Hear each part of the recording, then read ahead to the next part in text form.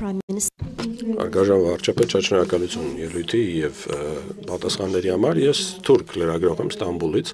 Ինձ հավանաբար հիշում եմ գործընկերոջս հետ մենք թուրքական լրագրողական պատվիրակության անդամ էինք մարտին։ Դրանից հետո կարծում եմ դուք գնացիք Թուրքիա, հանդիպեցիք նախագահ Էրդողանին,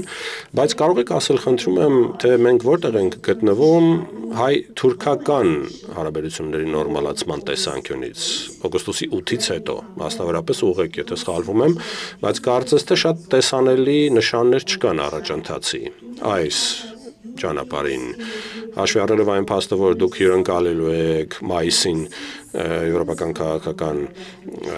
համայնքի գաղտնաժողովը, նշաններ կան, որ Էրդողանը կարող է գալ մասնակցել այդ գաղտնաժողովին, համեցեք։ Հարցի համար եւ ուրախ եմ ձեզ կրկին տեսնել Հայաստանի Հանրապետությունում։ Տեսեք, տարածաշրջանային առումով հիմա Հայաստանում կա մի բացառիկ իրավիճակ։ Այդ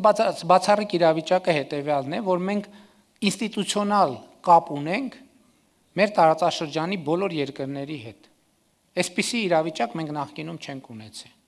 Այսինքն իհարկե Վրաստանի եւ Իրանի Իսլամական Հանրապետության հետ մեզ միշտ կապել են եղբայրական բարեկամական կապեր, բայց Ադրբեջանի եւ Թուրքիայի հետ մենք երբեք ինստիտուցիոնալ կապ չենք ունեցել։ Հիմա նորությունն այն է, որ մենք եւ Ադրբեջանի եւ Թուրքիայի հետ ունենք ինստիտուցիոնալ մշտական հաղորդակցություն։ Եվ սա կարևորագույն նորություն է, ինչ վերաբերվում է Հայաստան-Թուրքիա հարաբերություններին, իմիջիայլոց, քանի որ խոսակցությունը կա, եւս այսպիսի մի նրբության մասին եմ ուզում խոսել, ցույց տալու համար, թե սոցիալ-հոգեբանական բանաձևերը փոխելը երբեմն ինչ մեծ դժվարությունների հետ է կապված։ Ինչ նկատի ունեմ։ Օրինակ, մինչև հիմա մեր խոսույթում, հայաստանյան խոսույթում, այդ թվում ես երևի չնկատելով շատ հաճախ օգտագործում ենք հայ-ռուսական հարաբերություններ, հայ-թուրքական հարաբերություններ, հայ-ադրբեջանական հարաբերություններ, որը չի արտահայտում այն բովանդակությունը, որի մասին մենք խոսում ենք, որովհետև հայ-թուրքական հարաբերությունները ուրիշ բան են, Հայաստան-Թուրքիա հարաբերությունները ուրիշ բան, այնպես չի, որ դրանք համընկման տեղեր չունեն, բայց Հայաստան-Ադրբեջան հարաբերությունը ուրիշ բան է, հայ-ադրբեջանական հարաբերությունը ուրիշ բան։ Իմիջիայլոց ասեմ, հայ-ադրբեջանական հարաբերությունների, ասենք օրինակ նույն երրորդ երկրներում շատ հաճախ հայ-ադրբեջանական հարաբերություններում ոչ մի խնդրեմ չի եղել։ Որտեղ մարդիկ իրար հետ ապրել են, աշխատել են, երբեմն ընկերություն են արել, իրար հրավիրել են, բայց Հայաստանի եւ Ադրբեջանի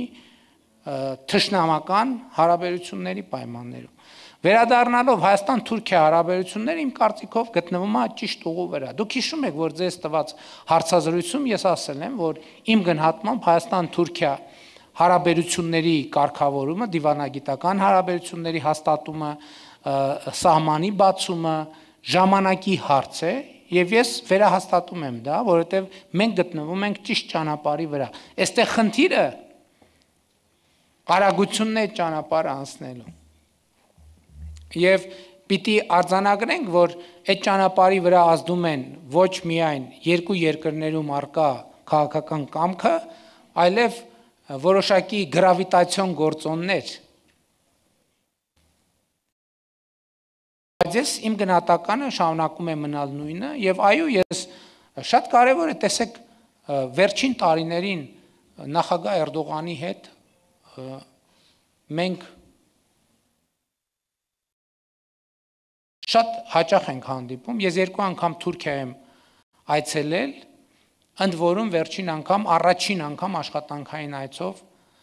երկկողմ ձևաչափով աշխատանքային այցով եղել եմ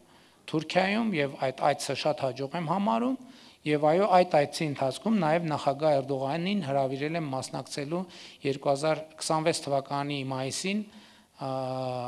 Երևանում կայանալիք Եվրոպական քաղաքական համայնքի գագաթաժողովին։ Ես ճիշտ չի լինի, որպեսզի մեկնաբանեմ Թուրքիայի նախագահի այցելելու հնարավորությունը, Պարզապես կարող եմ ասել, որ պաշտոնապես հրավիրել եմ եւ հույս ունեմ, որ այդ հրավերը կընդունվի։